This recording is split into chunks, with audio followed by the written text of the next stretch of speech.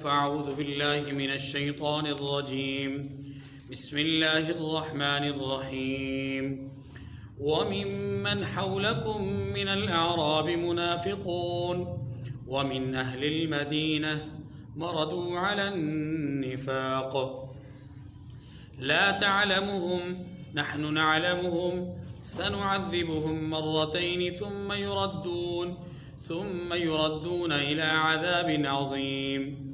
وآخرون اعترفوا بذنوبهم خلطوا عملا صالحا وآخر سيئا عسى الله أن يتوب عليهم إن الله غفور رحيم. خذ من أموالهم صدقة تطهرهم وتزكيهم بها وصل عليهم إن صلاتك سكن لهم والله سميع عليم. ألم يعلموا أن الله هو يقبل التوبة عن عباده ويأخذ الصدقات وأن الله هو التواب الرحيم. وقل اعملوا فسيرى الله عملكم ورسوله والمؤمنون وستردون إلى عالم الغيب والشهادة فينبئكم بما كنتم تعملون. وآخرون مرجون لأمر الله إما يعذبهم وإما يتوب عليهم والله عليم حكيم. صدق اللہ العظیم. سورۃ التوبہ کی آیت نمبر 101 سے آیت نمبر 106 تک 6 آیات کریمہ تلاوت ہوئیں. ان آیات کریمہ میں سب سے پہلے اللہ تبارک و تعالی نے منافقین کی ایک قسم جو کہ دیہات اور مدینہ شہر دونوں سے تعلق رکھتے تھے ان کا ذکر کیا. نمبر 2، غزوہ تبوک میں پیچھے رہنے والے ان 10 لوگوں میں سے 7 کا ذکر کہ جو کہ مخلص تھے، مومن تھے اور پچھلے غزوات میں شریک بھی تھے، لیکن یہاں کچھ سستی اور غفلت کی وجہ سے نہ جا سکے. ان 10 میں سے 7 کا تذکرہ. نمبر 3، فرق بیان کیا گیا منافق اور مومن پیچھے رہنے والے دونوں گروہوں کا، کہ منافقین کا مزاج کیا ہے اور مومنین کا مزاج کیا ہے. اور اس کے بعد اللہ تبارک و تعالی نے چوتھی بات جہاں جو بیان کی وہ ان 10 میں سے 7 لوگ جن کا تذکرہ یہاں پر موجود ہے انہیں تنبیہ، دھمکی اور وارننگ دی گئی آئندہ کے لیے. 4 باتیں ہو گئی. پہلی بات، منافقین کے گروہوں میں سے ایک ایسا گروہ جو کہ دیہات سے بھی تعلق رکھتا ہے اور مدینہ سے بھی تعلق رکھتا ہے، اس کا تذکرہ. اس بات کو سمجھنے سے پہلے ذرا تمہیدی طور پر ایک بات یہ ذہن نشین فرما لیجئے کہ اللہ تعالیٰ نے ان لوگوں کا ذکر یہاں پر کیا ہے تو اس کے کئی مقاصد ہیں.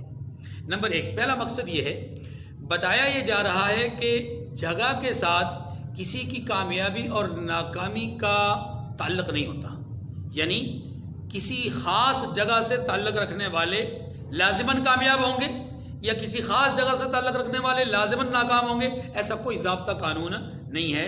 اس کا انحصار انسان کے اخلاق، اعمال اور عقائد پر ہے. یہ بات سمجھے؟ جیسا کہ اس کی وضاحت یہ ہے کہ مدینہ منورہ اللہ تبارک و تعالیٰ کے ہاں زمین کے مقدس حصوں میں سے ایک مقدس حصہ ہے.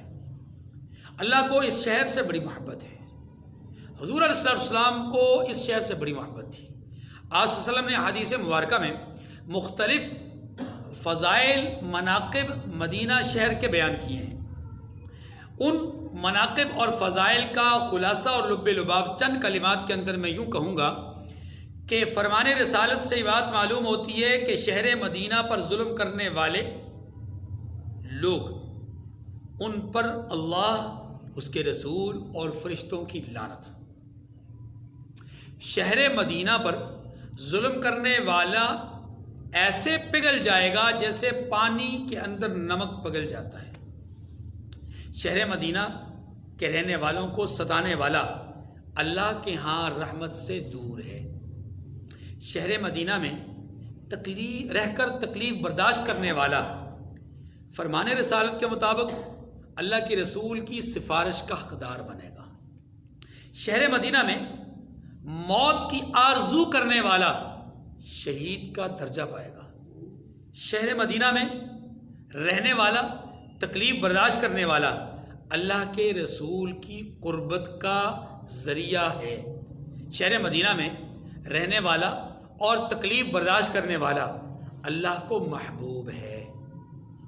یہ مختلف فضائل اور مناقب کا خلاصہ ہے جو حضور علیہ السلام نے بیان کیا۔ اب اس سے یہ معلوم ہوا کہ یہ جگہ، یہ شہر بہت ہی برگزیدہ، بہت ہی مقدس، بہت ہی عمدہ، بہت ہی فضیلت والا، بہت ہی منقبت والا، لیکن یہ بات ذہن نشین فرما لیجئے کہ ضروری نہیں ہے کہ جو مدینہ میں رہے گا وہ دنیا آخرت میں کامیاب ہے، ضروری نہیں ہے۔ کیونکہ مدینہ اگرچہ مقدس جگہ ہے لیکن یہاں بھی رہنے والا کامیاب تب ہوگا جب وہ اپنے اعمال کے اعتبار سے اچھا ہوگا، ورنہ اسی شہر کا سردار ابی، عبداللہ بن ابی منافق جو ہے وہ موجود تھا۔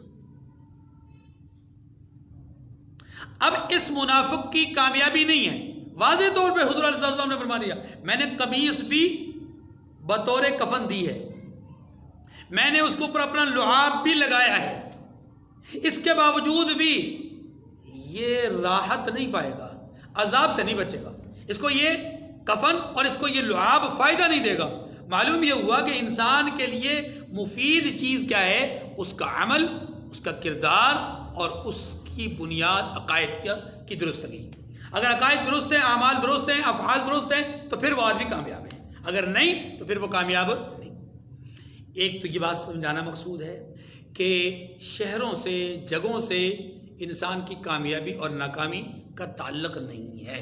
دوسری بات، ان لوگوں کا تذکرہ کرنے کا ایک اور مقصد ہے، اور وہ یہ ہے کہ رحمت دو عالم صلی اللہ علیہ وسلم کے سامنے کچھ وہ منافق تھے کہ جن کا اعلانیہ طور پر اللہ نے اپنے حبیب کو بتلا دیا۔ اعلانیہ طور سے مراد یہ کہ جبرائیل امین آئے، نام لے کر کے کہا کہ فلاں فلاں فلاں فلاں منافق ہیں، لیکن یہ وہ منافق ہیں جن کا نام نہیں لیا گیا، جن کو واضح طور پہ بیان نہیں کیا گیا۔ خود حضور صلی اللہ علیہ وسلم کے لیے ان کو پہچاننا مشکل تھا، اس لیے ان کا تذکرہ کر کے یہ بتلایا گیا کہ محبوب ہر ایک پر اعتماد نہیں کرنا، ہر ایک پر اعتماد نہیں کرنا۔ کچھ لوگ اگرچہ آپ کے بہت قریب ہوتے ہیں لیکن وہ اعتماد کے قابل نہیں ہوتے، اس لیے ایسے لوگوں سے آپ نے بچ کر رہنا۔ ہاں، کچھ نشانیاں، علامات ایسی بتلا دیں کہ جن کو بغور دیکھنے کے بعد پہچانا جا سکتا ہے کہ یہ منافق ہیں۔ تو دوسرا مقصد یہ ہے کہ بتلانا مقصود ہے کہ جو ہمارے پکے مخلص مومن ہیں وہ ان منافقوں سے بچ سکیں۔ نمبر 3، ایک اور مقصد بھی ہے، اور وہ یہ ہے خود ان منافقین کو دھمکی دینا مقصود ہے، اور وہ کیا ہے کہ ان منافقین کے ذہنوں میں یہ بات نہ آئے کہ جی ہمارا تو نام لیا نہیں گیا، ہمیں تو روکا نہیں گیا، ہمیں تو ٹوکا نہیں گیا، ہمیں تو بتایا نہیں گیا، ہمیں تو واضح نہیں کیا گیا، لہذا ہم تو بچ گئے، ہم اندر نفاق اور ظاہر ایمان، تو ہم تو بچے ہوئے، ہم تو مومن ہی شمار ہوں گے۔ تو گویا ان کو دھمکایا گیا کہ نہیں، تم بھی اپنے آپ کو محفوظ مت سمجھو، اگر تمہیں اللہ نے وقتی طور پر واضح نہیں کیا، نمایاں نہیں کیا، تو شاید اس لیے بھی نہیں کیا کہ تم میں سے کئیوں کو اللہ ہدایت دینا چاہتے ہیں، لیکن جو ہدایت سے بچ گئے تو پھر وہ دنیا اور آخرت میں دور عذاب میں مبتلا ہوں گے۔ یہ ایک بات، اس آیت کو پہلے پڑھ لیتے ہیں پھر اگلی۔ فرمایا وَمِمَّنْ حَوْلَكُمْ مِنَ الْأَعْرَابِ مُنَافِقُونَ وَمِنْ أَهْلِ الْمَدِينَةِ مَرَضُوا عَلَى النِّفَاقِ، فرمایا کہ اور آپ کے ارد گرد و نواح کے بعض دیہاتی منافق ہیں اور بعض مدینے والے بھی نفاق پر اڑے ہوئے ہیں۔ یعنی کچھ لوگ تو دیہات میں منافق ہیں جن کا نفاق کھلا ہوا نہیں ہے لیکن ہے منافق، کچھ وہ ہیں جو مدینہ کے اندر ہیں، ان کا نفاق کھلا نہیں ہے لیکن وہ منافق ہیں۔ لا تعلموہم، آپ انہیں نہیں جانتے، آپ انہیں نہیں جانتے، یعنی آپ کو بتلایا نہیں گیا۔ نحن نعلمہم، ہم جانتے ہیں۔ یہ بات سمجھ گئی؟ اب اس آیت کریمہ نے ایک مسئلہ بالکل کلیئر کر دیا، اور وہ مسئلہ کیا ہے کہ نفاق اور منافقت کا تعلق ورود مدینہ کے بعد ہے، ورود مدینہ سے پہلے نہیں. یعنی مدینہ آمد سے پہلے منافقت نہیں ہے، مدینہ آنے کے بعد یہاں منافقت ہے. تو یہ تو ہو نہیں سکتا جو پہلے پکا مخلص مومن ہو وہ بعد میں منافق ہو جائے، یہ تو ہو نہیں سکتا. کیوں؟ اس لیے کہ مدینہ سے پہلے ہی ایسے مؤمنین مخلصین جو پکے تھے، جو مدینہ سے پہلے منافق یعنی مومن ہو چکے تھے، یا جن کا ایمان پہلے سے ثابت ہے، ان کو تو اللہ نے وہیں پر رضی اللہ عنہم و رضوان کہہ دیا تھا کہ اللہ ان سے راضی ہے، اللہ سے راضی. اب یہ تو نہیں ہو سکتا کہ جس سے اللہ اپنی رضا کا اعلان فرما دیں پھر وہ بعد میں منافق ہو جائے، یہ ممکن نہیں ہے، یہ ممکن ہے نہیں. اچھا، یہ بات جب کلیئر ہو گئی تو اب اس سے یہ بھی کلیئر ہو گیا کہ جو مہاجرین تھے وہ سارے کے سارے کیا تھے؟ پکے مخلص تھے. بس بات ختم. اب اگر کوئی آدمی یہاں پر کچھ بھی کہے گا ہم اس کی بات نہیں مانیں گے. یہ بات سمجھیں گے. اب اگلی بات، مدینہ منورہ کے اندر رہنے والوں میں سے کچھ وہ منافق تھے جن کو بتا دیا گیا یہ منافق ہیں،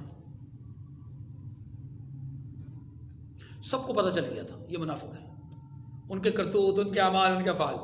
کچھ وہ تھے کہ جن کے نام اللہ کے رسول نے ایک دو لوگوں کو بتلائے لیکن واضح طور پہ کسی کو نہیں بتایا.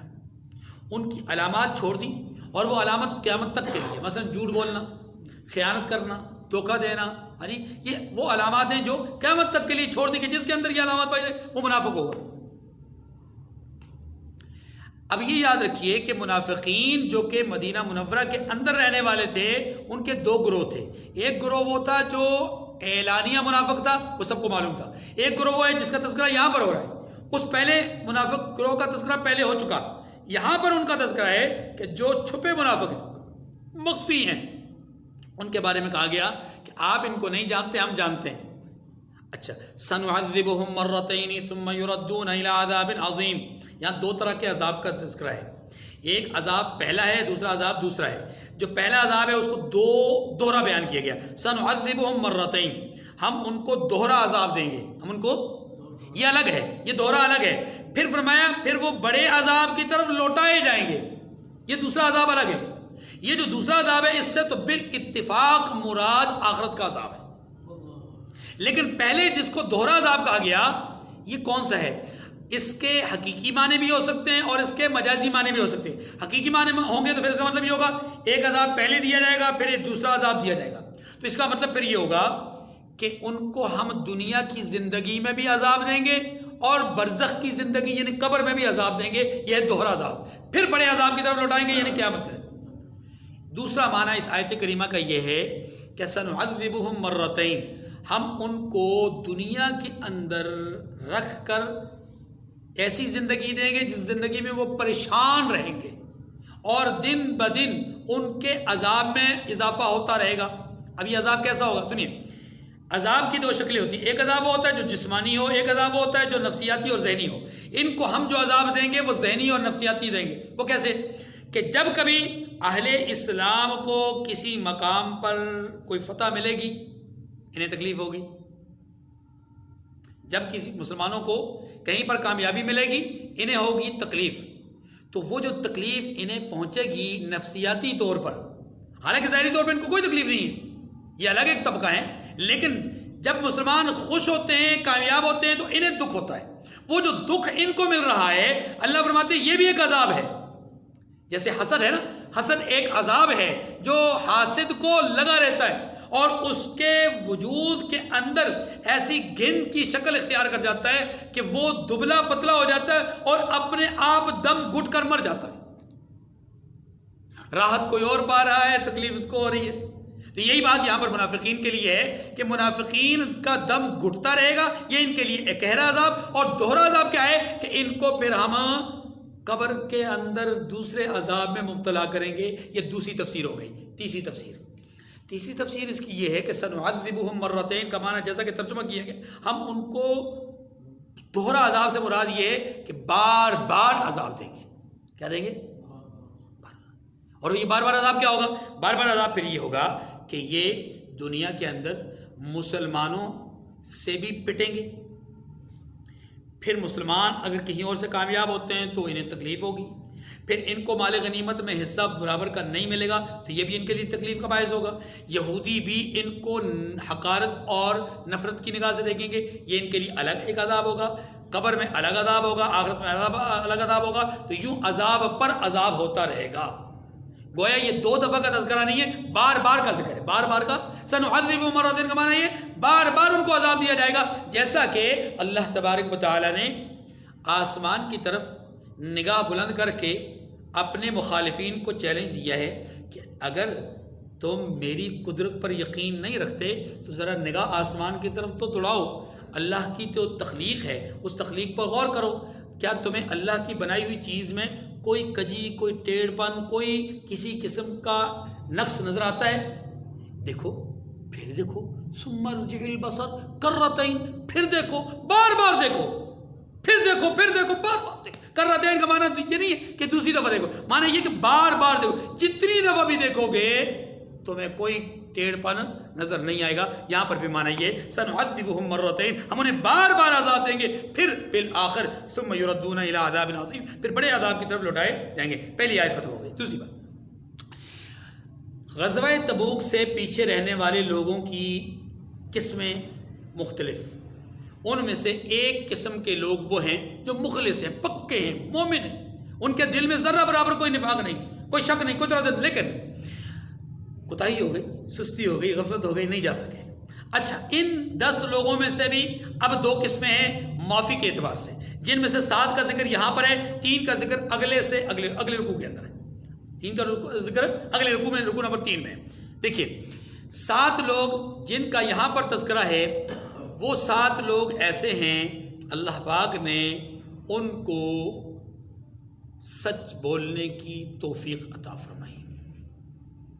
جب رسول اللہ واپس تشریف لائے, آپ کی حالت مبارکہ یہ تھی, آپ سیدھا مسجد میں آتے, 2 رکعت پڑھتے, پھر لوگوں سے ملاقات کرتے, ملاقات کر کے موٹی موٹی باتیں اور اہم امور پر بات چیت کر کے پھر آپ اپنے کمرے میں, حجرے میں تشریف لے جاتے تھے. یہاں پر بھی آپ تشریف لائے, اپنے 2 رکعت نماز پڑھی, اس کے بعد یہ 7 لوگ آ گئے, 7 لوگ اکٹھے آ گئے اور ان لوگوں نے آ کر کے اپنا سارا ماجرا پیش کیا اور بڑا زبردست انہوں نے ماجرا پیش کیا اور بالکل کوئی یعنی ایسی بات نہیں کی جس میں کوئی لگی لپٹی ہو, کوئی جھوٹ ہو, کوئی اس طرح کی بات ہو, کچھ نہیں. حتیٰ کہ اس میں ایک صحابی وہ بھی ہیں ابو لبابہ رضی اللہ تعالی عنہ. انہوں نے آ کر دربار رسالت میں عرض کی کہ یا رسول اللہ, ہم بات بنانے میں بڑے ماہر ہیں, لڑنے کی بھی مہارت ہے. اگر یہاں کوئی دنیاوی, کوئی بادشاہ, کوئی سربراہ, کوئی بڑا آدمی ہوتا, ہم اسے منٹوں میں, ایسے چٹکیوں میں اسے قائل کر لیتے اور اپنا آپ بالکل صاف اور کلیئر کر دیتے. لیکن بات یہ کہ آپ کے دربار میں ہم جھوٹ نہیں بول سکتے, ہم کچھ بنا نہیں سکتے, کوئی تصنع سے کام نہیں لے سکتے. کیوں؟ اس لیے کہ اگر ابھی آپ کو راضی کر دیں گے آپ تو راضی ہو جائیں گے, لیکن کل کو اللہ آپ کو ہم سے ناراض کر دیں گے. بچنا ممکن نہیں ہے, بچنا ممکن ہے. اس لیے یا رسول اللہ بالکل کھلی ڈلی بات ہے, کوئی عذر نہیں تھا, کوئی ایسا معاملہ نہیں تھا, یہ بس سستی, غفلت اور کوتاہی تھی. یا رسول اللہ معاف فرما دیجیے. لیکن اس معافی کو اللہ کے رسول صلی اللہ علیہ وسلم نے اس انداز میں فرمایا, اچھا تم نے اگر معاملہ سچ سچ بتا دیا, اللہ کے سپرد کر دیا ہے, تو معاملہ اللہ ہی کے سپرد ہے, جو اللہ فیصلہ کریں گے ہم آپ کو بتا دیں گے. انہوں نے 10 کے 10 نے اپنے آپ کو مسجد نبوی کے ایک ستون کے ساتھ جو ہے وہ باندھ دیا. اس میں خاص طور پہ حضرت ابو لبابہ رضی اللہ تعالیٰ عنہ نے اپنے آپ کو باندھا. اور یہ جو مسجد نبوی میں 8 ستون ہیں, ان ستونوں کا کوئی نہ کوئی قصہ, کوئی نہ کوئی واقعہ, کوئی نہ کوئی کہانی, کوئی نہ کوئی ایسا حادثہ اور معاملہ ہے کہ جس کی نسبت سے ان ستونوں کے نام رکھے گئے ہیں اور ان کی وجہ سے ان ستونوں کا ایک تعارف اور پہچان ہمارے ذہن میں آج بھی موجود ہے. کہیں پر وہ جو ہے وہ چوکیدار کا ستون ہے, کہیں پر حضور علیہ السلام کی چارپائی کا ستون ہے, کہیں پر وفود کا ستون ہے, کہیں پر اپنا ستون عائشہ ہے, کہیں پر ستون توبہ ہے, ہاں جی استوانہ ہے, ممبر یعنی حنانہ ہے, جس پر آپ علیہ السلام ٹیک لگا کر کے خطبہ ارشاد فرمایا کرتے. مختلف ستون ہیں, 8 ستون ہیں, جن میں سے 6 باہر ہیں اور 2 جو ہے وہ پوشیدہ ہیں. کہا یہ جاتا ہے ایک وہ ہے کہ جو ممبر جو مسجد نبوی ہے، ممبر مسجد نبوی کے اندر آ گیا، اعظم ہو گیا، اور دوسرا وہ ہے جو روضہ رسول کے اندر چلا گیا ہے، باقی 6 جو ہے وہ باہر ہے۔ بہرحال ان میں سے ایک استوانہ توبہ ہے، اس کو استوانہ ابو لبابہ بھی کہتے ہیں، استوانہ توبہ بھی کہتے ہیں۔ ان حضرات نے اپنے آپ کو یہاں پر باندھ دیا، خاص طور پر ابو لبابہ رضی اللہ تعالیٰ نے اپنے آپ کو یہاں سے کھولا ہی نہیں، کہا جب تک اللہ نے فیصلہ نہیں کیا معافی کا، ہم نے یہاں سے اپنے آپ کو کھولنا نہیں، ٹھیک ہے۔ اور یہ یاد رکھیے ہمارے اس دور میں بھی احتجاج ہوتا ہے، بات منانے کا ایک طریقہ ہوتا ہے، بھوک ہڑتال لوگ کر دیتے ہیں، لیکن یہ سارا کچھ مادیت کی بنیاد پر ہوتا ہے، دنیاوی منافع حاصل کرنے کے لیے ہوتا ہے۔ ان حضرات نے، مقدس شخصیات نے یہ سب کچھ کیا تو آخرت کو پانے کے لیے، اپنے گناہ کی معافی کے لیے، اپنی خطا کی معافی کے لیے۔ تو اللہ نے ان کی اس ادا کو بڑا پسند کیا اور پھر فرمایا کہ میں نے ان کے گناہ کو معاف کر دیا ہے، میں نے ان کے گناہ کو معاف کر دیا ہے، لہذا ان پر کوئی کسی قسم کی سرزنش نہیں ہوگی۔ یہ ہے دوسری بات۔ اور تیسری بات یہ تھی کہ مومن اور منافق میں فرق، تو مومن اور منافق کا فرق یہ ہے کہ منافقین جن کا تذکرہ یہاں پر کیا گیا ان کے متعلق یہ کہا گیا تھا کہ آپ نے ان کا صدقہ نہیں لینا، نمبر 2 ان کے لیے ولا تصلی علی احد منہم مات ابدا، آپ نے ان کے لیے دعائے رحمت نہیں کرنی۔ منافقین جو پیچھے رہ گئے، جنہوں نے بہانے بازی کی، جھوٹ بولا، ان کے لیے فرمایا 2 سزائیں ہیں۔ ایک سزا یہ کہ آپ نے ان کے زکوٰۃ صدقات وغیرہ نہیں لینے، اور دوسرا یہ کہ آپ نے ان کے لیے رحمت کی دعا نہیں کرنی۔ یہ مومن جو ہیں مخلص، ان کے لیے اللہ نے 2 یہ اعزاز ان کو دیے، فرمایا محبوب آپ ان کو معاف کر دیں، ہم نے معاف کر دیا ہے، اب اس کے بعد آپ ان سے صدقہ لیجئے، ان سے صدقہ لیجئے جو کہ منافق سے نہیں لیا جائے گا۔ نمبر 2 آپ ان کے لیے رحمت کی دعا کیجئے جو کہ منافق کے لیے نہیں کی جائے گی۔ یہ فرق ہو گیا۔ اور چوتھی اور آخری بات وہ انشاءاللہ پھر بعد میں پڑھتے ہیں، اس کو دیکھیے وآخرون اعترفوا بذنوبہم خلطوا عملا صالحا وآخر سیئا، اور کچھ اور لوگ ہیں کہ اپنے گناہوں کا صاف اقرار کرتے ہیں، یعنی جو غلطی ہوئی، گناہوں سے مراد یہ غزوہ تبوک سے پیچھے رہنا، صاف اظہار کر دیا، انہوں نے اچھے اور برے عملوں کو ملا جلا کر دیا ہے یا ملا جلا دیا ہے۔ کیا مطلب؟ ان کے اچھے اعمال کیا ہیں؟ پچھلے تمام غزوات میں شرکت کرنا، صدقات دینا، نمازیں ادا کرنا، سارے معاملات اچھے ہیں، لیکن ساتھ اب یہ خطا بھی ان کے ساتھ مل گئی، تو انہوں نے اپنے اچھے عملوں کے ساتھ غلطی کو بھی ملا دیا۔ فرمایا عسى اللہ ان یتوب علیہم، اللہ نے گویا پہلے ہی پیشن گوئی فرما دی، فرمایا کہ قریب ہے کہ اللہ ان پر مہربانی سے توجہ فرمائے گا، یعنی اپنی توجہ فرمائے گا۔ ان اللہ غفور رحیم، بے شک اللہ بخشنے والا مہربان ہے۔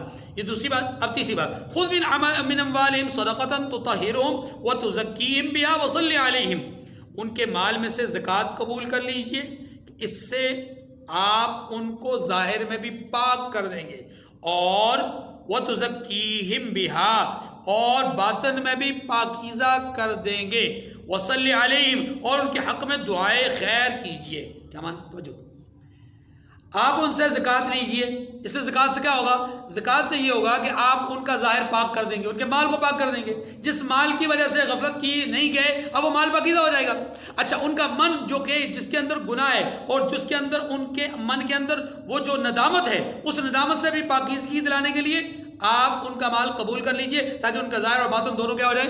پاک ہو جائے۔ اگلی بات، وصلی علیہم، اور ان کے حق میں دعائے خیر کر دیجئے کہ اگر کہیں کوئی کمی رہ بھی گئی تو اللہ معاف فرما دے۔ اللہ اکبر۔ ان صلاتک سکن لہم، آپ کی دعا ان کے لیے موجب تسکین ہے، سکونت کا ذریعہ ہے، ہاں جی، تسکین کا ذریعہ ہے۔ فرمایا واللہ سمیع علیم، اللہ سننے والا اور جاننے والا، سننے والا ہے، آپ کی دعا کو قبول کرنے والا ہے، اور علیم، جاننے والا، یعنی ان کے من کے اندر پوشیدہ بات کو اللہ جاننے والا ہے کہ ان کے من کے اندر کوئی نفاق نہیں۔ الم یعلموا ان اللہ هو يقبل التوبۃ عن عباده ويأخذ الصدقات وان اللہ هو التواب الرحیم، کیا یہ لوگ نہیں جانتے کہ اللہ یہ اپنے بندوں سے توبہ قبول فرماتا ہے اور صدقات لیتا ہے، اور بے شک اللہ ہی توبہ قبول کرنے والا مہربان ہے۔ یہ بات ختم ہو گئی۔ آخری بات، انہی حضرات کو اب تھوڑی سی وارننگ دی گئی ہے، اب کی بار ہو گیا، غلطی ہو گئی، ہم نے معاف کر دیا، اب کی بار کوتاہی کی، ہم نے معاف کر دیا، لیکن یاد رکھنا آئندہ نہیں کرنا، آئندہ کرو گے تو ہم دیکھیں گے۔ کیا مطلب ہوگا ہم دیکھیں گے؟ ہم دیکھیں گے، ایک دھمکی ہوتی ہے، دوبارہ یاد کرو اگر تم نے آئندہ ایسا کیا نا پھر میں دیکھ لوں گا، اس کا مطلب کیا ہوتا ہے؟ اس کا مطلب ہوتا ہے ایک دھمکی دینا ہوتا ہے۔ آدمی اپنے ملازم کو کہتا ہے، والد اپنے اولاد کو کہتا ہے، بڑا اپنے چھوٹے کو کہتا ہے میں دیکھ لوں گا، پھر تم بھی دیکھ لو گے، تم جان لو گے. یہ جو الفاظ ہوتے ہیں یہ دھمکی پر مشتمل ہوتے ہیں. یہاں پر بھی قرآن پاک نے ایسے الفاظ استعمال کیے, فرمایا وَقُلْ اعْمَلُوا فَسَيَرَى اللَّهُ عَمَلَكُمْ وَرَسُولُهُ وَالْمُؤْمِنُونَ, ان سے کہہ دیجئے کہ عمل کیے جاؤ, یعنی اچھے عمل کیے جاؤ, اللہ اور اس کا رسول اور مومن سبھی تمہارے عملوں کو دیکھ لیں گے.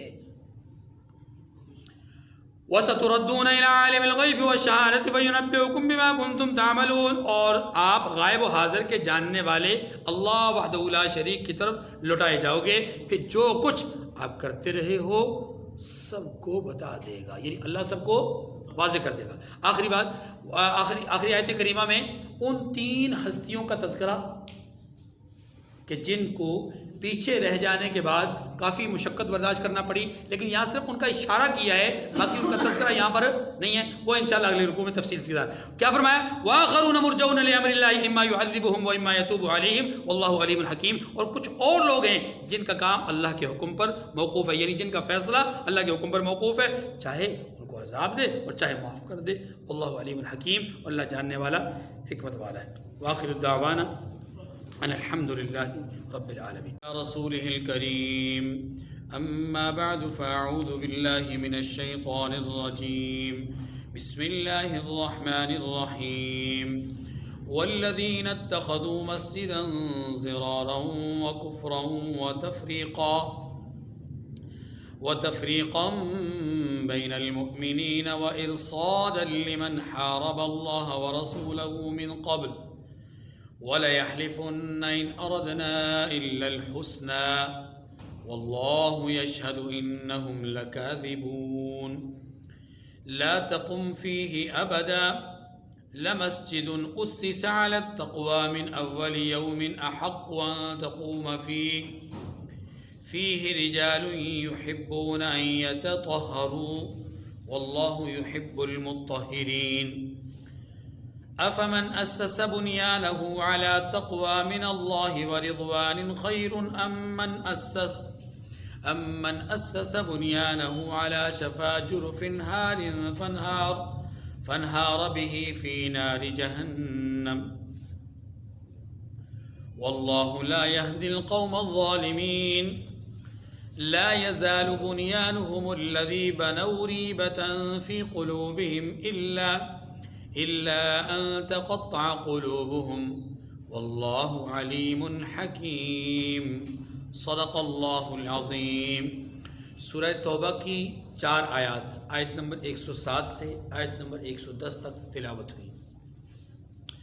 ان آیات کریمہ میں اللہ تبارک و تعالی نے 2 گروہوں, ان کے اعمال اور ان کے کردار کا ذکر فرمایا ہے. 2 گروہ ہیں, ان کے اعمال اور ان کے کردار کا ذکر ہے. یہ خلاصہ ہے ان 4 آیات کریمہ. 2 گروہ کون سے ہیں؟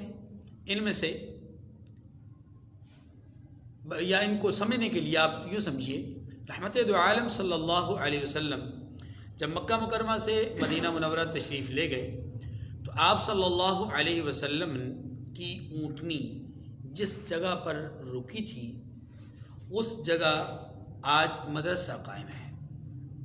حضرت سلمان فارسی رضی اللہ تعالیٰ.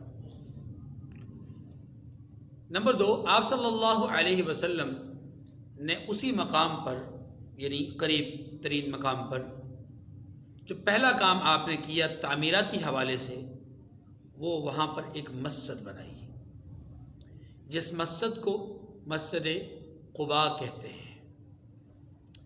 اس مسجد کی فضیلت رحمت دو عالم صلی اللہ علیہ وسلم نے خود بیان فرمائی کہ جو شخص گھر سے وضو کر کے اس مسجد میں آ کر 2 رکعت نماز نفل ادا کرے گا, اس کا یہ عمل درجے اور ثواب کے اعتبار سے ایک مکمل عمرے کے درجے اور ثواب کے برابر ہے. اس لیے آپ صلی اللہ علیہ وسلم کئی مرتبہ اس مسجد میں تشریف لے گئے, اور یہاں آپ پیدل بھی تشریف لے گئے اور سواری پر بھی آپ تشریف لے گئے, اور خاص طور پر وہاں جا کر کے آپ نے نوافل ادا کیے, واپس آ گئے. کئی دفعہ ایسا بھی ہوا کہ آپ نے ظہر کی نماز باقاعدہ وہاں پر ادا فرمائی. آج سعودی حکومت نے مسجد نبوی سے مسجد قباء تک جانے کے لیے ایک خاص راستہ بنایا ہے، اور یہ راستہ بڑا آسان ہے اور قریب ترین راستہ ہے۔ لوگ اس راستے سے پیدل جاتے ہیں اور یہ سعادت حاصل کرتے ہیں روزانہ کی بنیاد پر۔ جب یہ مسجد تعمیر ہو گئی تو اس مسجد کی تعمیر کے بعد آپ صلی اللہ علیہ وسلم کچھ ہی دنوں میں آگے بڑھے اور آپ اس مقام پر پہنچ گئے جہاں پر آج آپ کے حجرات ہیں اور آپ کا روضہ مطہر ہے۔ اسی کے ساتھ متصل جگہ میں آپ نے ایک مسجد تعمیر فرمائی، اور وہ بہت چھوٹی سی مسجد تھی۔ کھجور کے چھال سے اس کی چھت تیار کی گئی اور کھجور کے تنے سے اس کے ستونوں پر اس کو کھڑا کیا گیا۔ اس مسجد کو مسجد نبوی کہا جاتا ہے۔ یہ پوری دنیا کے لیے ایک باعث رونق اور باعث افتخار مقام ہے، اور ہر ایک مسلمان کی امنگ اور اس کی آرزو یہی ہے کہ وہ مسجد نبوی اور مسجد حرام میں ضرور حاضری دے۔ آپ صلی اللہ علیہ وسلم جب مسجد نبوی کے پاس آ گئے اور یہاں آپ قیام پذیر ہوئے اور یہیں پر آپ زیادہ تر نمازیں ادا کرتے رہے، تو وہ جو مسجد قباء ہے وہ نسبتاً مسجد نبوی سے اس وقت کافی دور تھی، اب کافی قریب ہے۔ آپ صلی اللہ علیہ وسلم کے ساتھ نماز پڑھنے والے عمومی طور پر اس موجودہ مسجد نبوی کے احاطے کے اندر رہنے والے لوگ ہوتے تھے، اور جو پیچھے یعنی یہ جو مسجد قباء ہے، مسجد قباء مسجد نبوی کے جو محراب والی سائیڈ ہے، قبلہ والی سائیڈ ہے، اس طرف آگے کو ہے، اور یہ یہاں سے لوگ زیادہ تر جو ہے وہ جمعے کی نماز میں آتے تھے یا کبھی کبھی کسی نماز میں شریک ہوتے تھے، ورنہ عمومی طور پر مسجد قباء میں ہی نماز ادا کیا کرتے تھے۔ مسجد قباء میں نماز ادا کرنے والوں کی اکثریت، چونکہ وہاں قرب و جوار میں جو لوگ آباد تھے وہ قبیلہ اوس سے تعلق رکھتے تھے، اور ان کا جو مد مقابل قبیلہ رہا ہے ماضی میں اسلام قبول کرنے سے پہلے، وہ قبیلہ خزرج رہا ہے۔ یہ تھوڑی سی وضاحت میں اس لیے کر رہا ہوں تاکہ آپ کو بیک گراؤنڈ سمجھ میں آئے۔ قبیلہ خزرج اور قبیلہ اوس، ان دونوں کا ماضی آپس میں بڑا تاریک رہا ہے اور جھگڑے اختلاف رہے۔ مسجد قباء کے گرد و نواح میں قبیلہ اوس کے لوگ زیادہ اور ان سے متصل قبیلہ خزرج کے لوگ تھے، لیکن تعمیراتی انداز کچھ یوں تھا کہ مسجد قباء جس جگہ پر تعمیر تھی اس کی اپنا مشرق والی سائڈ پہ، شمال اور جنوب والی سائڈ پہ اوس قبیلے کے تعلق رکھنے والے لوگ تھے، اور مسجد قباء کے جو محراب والی سائڈ ہے، قبلہ والی سائڈ ہے، مغرب والی سائڈ ہے، اس پہ وہاں پر قبیلہ خزرج کے لوگ آباد تھے۔ یہ بات آپ تھوڑا سا اپنی مسجد کا نقشہ ذرا ذہن میں رکھیے۔ اس مسجد کا جو نقشہ ہے، اس میں محراب کی سائڈ پہ آگے روڈ ہے اور اس کے اس پار ایک ٹاؤن ہے جس کو ہم عمر ٹاؤن کہتے ہیں۔ اب آپ تھوڑا سا تصور یوں کر لیجئے کہ وہ جو ٹاؤن ہے، اس ٹاؤن کے اندر یا اس طرف جو قبیلہ آباد ہے، انہوں نے سطحی طور پر، ظاہری طور پر ایک بات ظاہر کی کہ چونکہ ہمیں گھوم کر کے یوں مسجد میں آنا پڑتا ہے، تو بارش بھی ہوتی ہے، دھوپ بھی ہوتی ہے، رات کی تاریکی بھی ہوتی ہے، مشکلات ہوتی ہیں، تو ہمیں ایک سمت سے دوسری سمت، ایک طرف سے دوسری طرف آنا پڑتا ہے، تو کیوں نہ ہم یہاں پر ایک مسجد بنا لیں۔ یہ ظاہری بات ہے، ہم یہاں پر ایک مسجد بنا لیں تاکہ ہمارے جو اس ٹاؤن کے لوگ ہیں یا اس علاقے کے جو لوگ ہیں یا مسجد سے اس طرف کے لوگ ہیں، ان کے لیے آسانیاں پیدا ہو جائیں۔ یہ سطحی اور ظاہری بات۔ غزوہ تبوک کا موقع ہے، رحمت دو عالم صلی اللہ علیہ وسلم تشریف اپنا تیاری فرما رہے ہیں غزوہ تبوک میں جانے کے لیے۔ ان لوگوں نے وہاں پر مسجد بنانے کا ارادہ کیا اور اس کے لیے مشاورت ہوئی، اور مشاورت کے بعد آپ صلی اللہ علیہ وسلم سے آ کر کے عرض کرتی کہ یا رسول اللہ، ہم نے اپنی سہولت کے لیے اس طرح اس نیت اور ارادے سے مسجد بنانا چاہیے، تو آپ تشریف لے آئیں اس مسجد میں، اس عمارت میں، تو آپ کا تشریف لانا اور افتتاح کرنا ہمارے لیے باعث برکت اور باعث سعادت ہوگا، اور یوں ہماری جو ہے وہ مسجد میں جو ہے برکتیں پیدا ہوں گی جیسے مسجد قباء میں۔ آپ علیہ السلام نے فرمایا کہ اس وقت تو مصروفیت ہے، ہم تبوک کے طرف جا رہے ہیں اور اس غزوے میں شرکت ہمارے لیے بہت ضروری ہے، تو ہم واپسی پہ کچھ کریں گے اور آپ سے وعدہ کرتے ہیں کہ ہم واپس آئیں گے۔ آپ علیہ السلام تشریف لے گئے، واپس ہوئے غزوہ تبوک سے فتح یاب ہو کر کے جب واپس تشریف لائے تو راستے میں یہ آیات کریمہ نازل ہوئی۔ اب ان آیات کریمہ میں بتلایا یہ گیا ہے کہ یہ جو مسجد بنائی گئی ہے، مسجد قباء کے اس پار مسجد جو بنائی گئی ہے، اس مسجد بنانے والوں کے 4 برے مقاصد ہیں۔ پہلا مقصد مسلمانوں کو نقصان پہنچانا،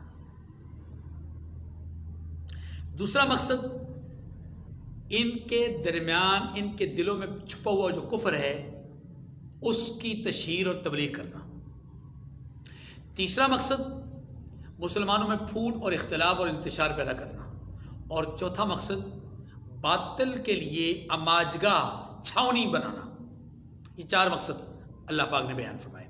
جب راستے میں بیان ہو گیا تو ساتھ ہی حکم بھی آ گیا کہ محبوب آپ جائیے اور جا کر کے اس جگہ کو جو مسجد کے نام پہ بنائی گئی ہے، اس جگہ کو جو تکلیف کا سامان ہے، نقصان کا باعث ہے، پھوٹ ڈالنے کا مترادف ہے اور باطل کی اماجگاہ بنانے کے لیے کوشش کی گئی ہے، آپ اس جگہ کو جا کر کے ڈھا دیجئے، مسمار کر دیجئے اور ختم کر دیجئے۔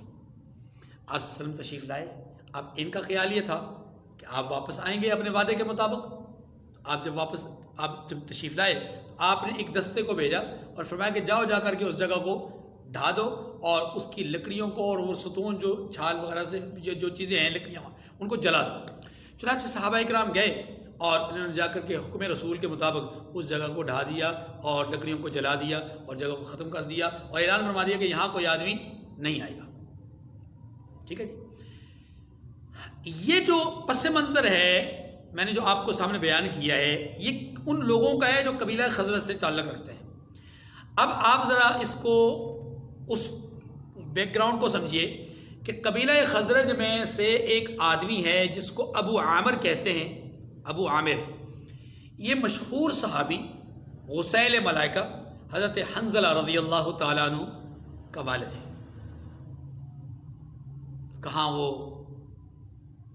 جنہیں آسمانوں پر لے جا کر کے زمین و آسمان کے درمیان جنت کے پانی سے غسل دیا گیا، جن کو غسیل ملائکہ کہا جاتا ہے، غزوہ احد میں شہید ہوئے، اور کہاں ان کا یہ والد ہے ابو عامر۔ مذہباً اس نے عیسائیت اختیار کر لی،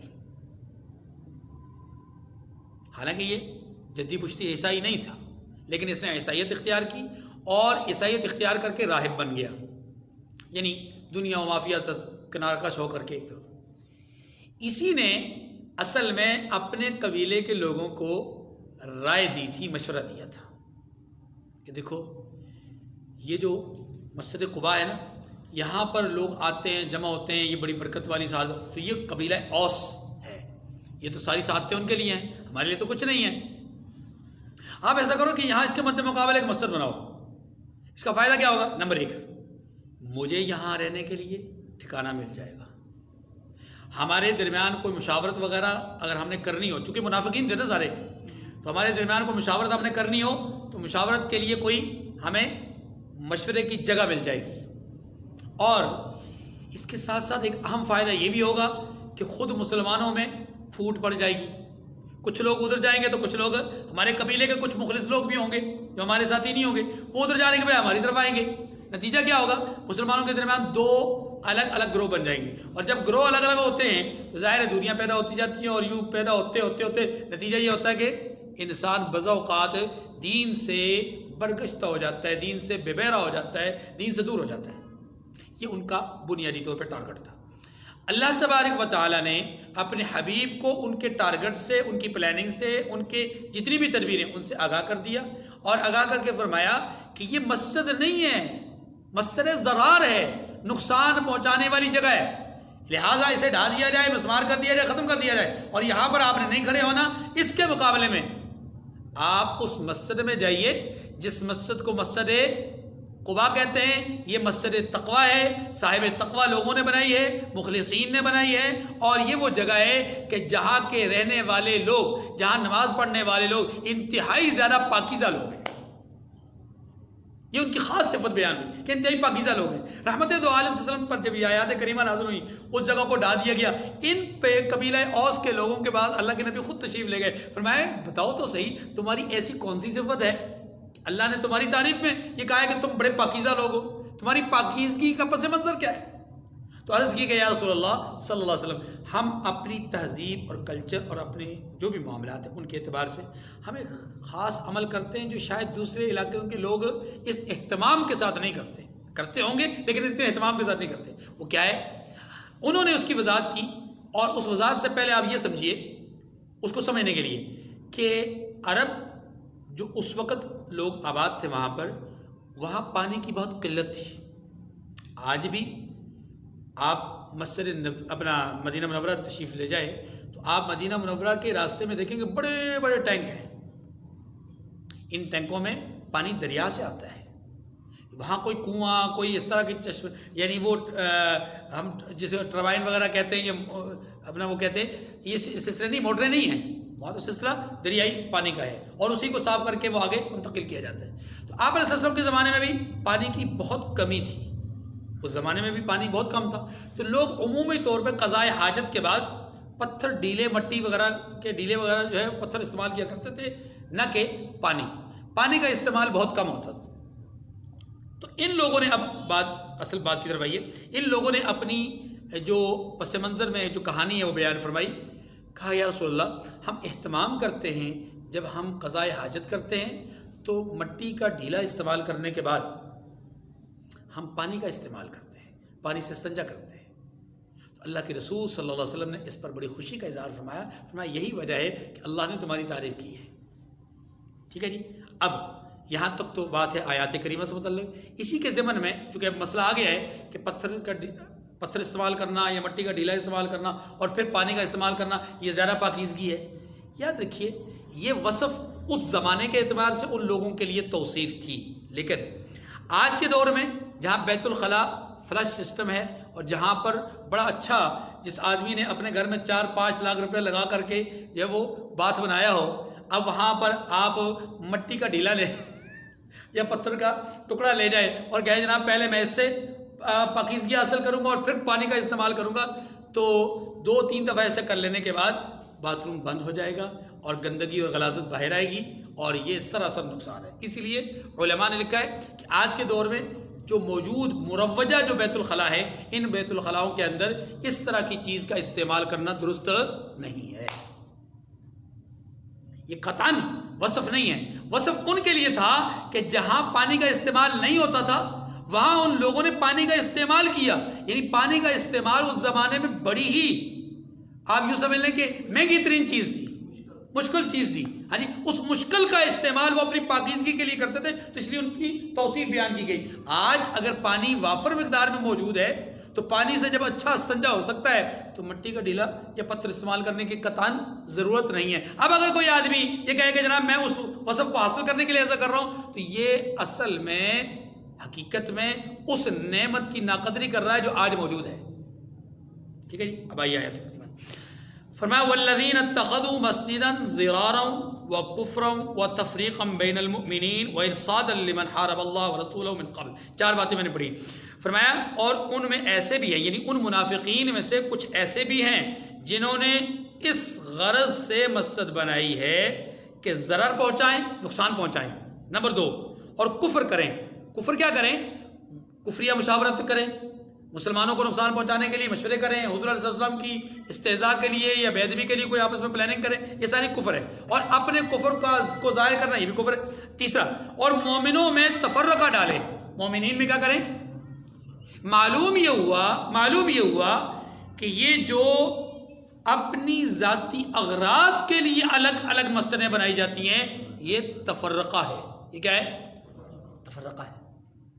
لیکن ایک مسئلہ سمجھ لیجیے ذرا، اور وہ مسئلہ یہ ہے کہ مسجد قباء کے مقابلے میں جو جگہ بنام مسجد بنائی گئی اس کو مسجد ضرار کہا گیا، اس کو ڈھا دیا گیا، اس کو جلا دیا گیا۔ آج اگر اس دور میں کوئی محلہ، کوئی گلی جس میں پہلے سے مسجد موجود ہو اور کچھ لوگ اختلاف کی بنیاد پر یا کسی بھی وجہ سے اسی گلی میں ایک دوسری مسجد بناتے ہیں، تو دوسری مسجد کو مسجد ضرار کہہ کر کے شہید کرنے کا حق نہیں ہوگا. یہ واضح نہیں کیا. مسجد کو جلانا اس کی اجازت نہیں ہوگی، اس کو شہید کرنا اس کی اجازت نہیں ہوگی. کیوں؟ اس لیے کہ آج کے دور میں جو اختلاف کی بنیاد پر مسجد بنائی جائے گی ہوگی وہ مسجد ہی.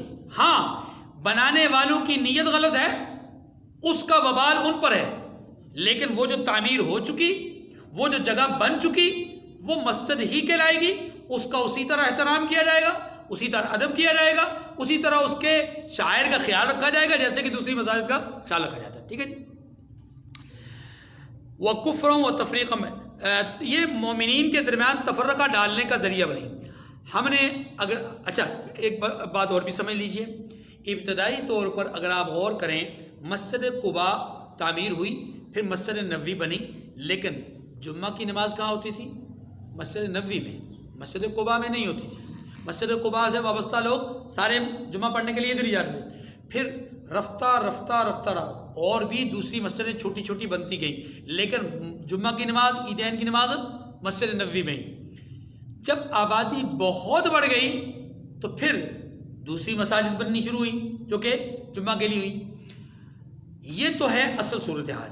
لیکن آج کے دور میں اگر ہم غور کریں تو جو اصل فقہی عبارات کا تقاضا ہے، جو اصل فقہا نے جو بات لکھی ہے وہ یہ کہ کسی بھی متوسط شہر میں جہاں پر سارے لوگ اکٹھے ہو سکتے ہوں وہاں پر ایک ہی مسجد جمعے اور عیدین کے لیے ہونی چاہیے. اگر شہر بہت بڑا ہو تو وہاں پر اس کے حصے کیے جائیں 2 3 4 5 اور وہاں پر اتنی ہی جامع مسجد ہونی چاہیے. جیسا کہ عرب کے اندر اب بھی بہت ساری جگہوں میں ایسا ہی ہے، چھوٹی چھوٹی مسجدیں بہت زیادہ ہیں، لیکن جمعے کی جو نماز ہوتی ہے وہ ان تمام مساجد میں سے خاص مسجد ہوتی ہے جہاں پر جمعے کی نماز ہوتی ہے. ہونا بھی یہی چاہیے. لیکن اب کیا کریں، کیا کیا جائے؟ فقہی اختلافات بھی ہیں، مسلکی اختلافات بھی ہیں، اور یہ سارے معاملات. اب تو حالت النوبت یہ پڑ گئی ہے، یہ آ گئی ہے کہ یہ پی ٹی آئی والوں کی مسجد ہے، یہ نون لیگ والوں کی مسجد ہے، یہ این پی کی مسجد ہے، اور یہ جمعیت کی مسجد ہے، یہ جماعت کی مسجد ہے، یہ تبلیغیوں کی مسجد ہے، یہ جہادیوں کی مسجد ہے. اب تو اس طرح کے نام پڑ گئے. اب کیا کریں؟ ہاں جی، مطلب معاملات اس حد تک بڑھ گئے ہیں کہ شاید یہ جو پورا ایریا ہے جس کو ہم فتح گڑھ کا ایریا کہتے ہیں، اس ایریے میں اگر ایک مرکزی جامع مسجد ہوتی تو شاید وہ بھی کافی تھی. لیکن جگہ جگہ مسجد ہے، یہاں پہ جمعہ ہو رہا ہے، ساتھ والی مسجد میں بھی جمعہ ہو رہا ہے، ادھر بھی جمعہ ہو رہا ہے، ادھر بھی جمعہ ہو رہا ہے، ادھر بھی جمعہ ہو رہا ہے. شاید یہی وجہ ہے کہ اب لوگ صرف جمعہ ہی پڑھتے ہیں. شاید یہی وجہ ہے. بہرحال اللہ تعالیٰ حفاظت فرمائے. تو یہ تفریق بین المؤمنین کا ایک ذریعہ بنی جو مسجد ضرار ہے. وَإِرْصَادًا لِمَنْ حَارَبَ اللَّهَ وَرَسُولَهُ مِنْ قَبْلِ، یہ وہ ابو عامر کے حوالے کی طرف اشارہ ہے. اور جو لوگ اللہ اور اس کے رسول سے پہلے جنگ کر چکے ہیں، پہلے ہی کیا مطلب کہ ظاہر ہے وہ عیسائیت اختیار کر کے رہبانیت اختیار کر گئے، اور جو ہے وہ اللہ کے اور اللہ کے رسول صلی اللہ علیہ وسلم کی دشمنی اور اس نے مول لے لی. اب اللہ فرماتے ہیں جو پہلے سے ہی اللہ سے جنگ کر چکے ہیں ان کے لیے گھات کی جگہ بنائیں، یعنی ان کے لیے ایک مرکز اور ان کے لیے ٹھکانہ بنائیں. یہ بنیادی طور پر ان کا مقصد تھا. اب اللہ فرماتے ہیں کہ وَلَا يَحْلِفُنَّ إِنْ أَرَدْنَا إِلَّا الْحُسْنَى. محبوب جب آپ جائیں گے نا تو آپ کے پاس یہ لوگ آئیں گے افتتاح کروانے کے لیے، قسمیں کھا کھا کے کہیں گے.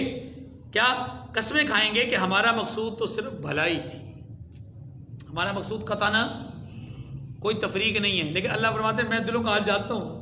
ان کو تو یہ خود اپنے حالات سے اتنے واقف نہیں جتنا میں ان کے حالات کو جانتا ہوں. ان واللہ یشہد انہم لکاذبون، مگر اللہ گواہی دیتا ہے کہ یہ جھوٹ ہے. لا تقم فیہ ابدا. اب حکم یہ کہ آپ اس مسجد میں یعنی اس جگہ میں کبھی جا کر کھڑے بھی نہ ہونا. کھڑے ہونے سے مراد کیا ہے؟ آپ کبھی وہاں پر جا کر نماز نہ پڑھنا. اب یہ مسجد ضرار کہاں ہے؟ ویسے تو بتایا جاتا ہے کہ یہ ایک خاص جگہ ہے، یہ جو باغ ہے، باغ کے ساتھ ہی ایک سیاہ جگہ بتائی جاتی ہے کہ یہ مسجد. لیکن جو حالات اور جو واقعات اور جو تاریخی پس منظر ہے اس کے مطابق ایسے لگتا ہے کہ یہ بات درست نہیں ہے. جو تاریخ بتلاتی ہے تاریخ اسلامی، مسجد قباء اور مسجد ضرار کا جو اس وقت کا محل وقوع ہے جو کتابوں میں لکھا ہو، اس کے مطابق یہ بالکل غلط بات ہے۔ اس کے مطابق یہ بنتا ہے کہ مسجد قباء سے محراب والی سائڈ پہ تھوڑا سا فاصلے پر انہوں نے وہاں پر وضو خانہ، باتھ روم وغیرہ، بیت الخلاء، یہ چیزیں بنائی ہیں۔ وہ جو بیت الخلاء والی جگہ ہے نا، حالات اور قرائن یہ بتاتے ہیں کہ یہی وہ جگہ ہے جس کو مسجد ضرار کہا گیا ہے۔ سعودی حکومت کے بہت سارے کام شاید ناپسندیدہ ہوں گے، لیکن ایک دو چیزیں بہت شاندار اور زبردست رہی ہیں اور اب بھی اس پر وہ عمل کر رہے ہیں، اور وہ کیا ہے؟ جس چیز کی نسبت آقا صلی اللہ علیہ وسلم کے ساتھ ہے یا آقا کے ان قریب ترین لوگوں کے ساتھ ہے جن کو ہم خلفائے راشدین کہتے ہیں، اہل بیت کہتے ہیں، ان جگہوں کو انہوں نے یا تو مدرسے کی شکل دی ہے یا مسجد کی شکل دی ہے، تاکہ ان کا تقدس اور احترام بھی برقرار رہے، یادگار بھی باقی رہے اور لوگوں کے لیے عبادت کا ذریعہ بھی بنے۔ ہمارے ہاں اگر اس طرح کا معاملہ ہوتا تو ہم اس کے اوپر جھنڈیاں لگا کر کے ذرا دوسرا پروٹوکول دیتے نا، تو وہ اور انداز اختیار ہو جاتا ہے۔ انہوں نے اس کو یہ خاص رنگ دیا ہے۔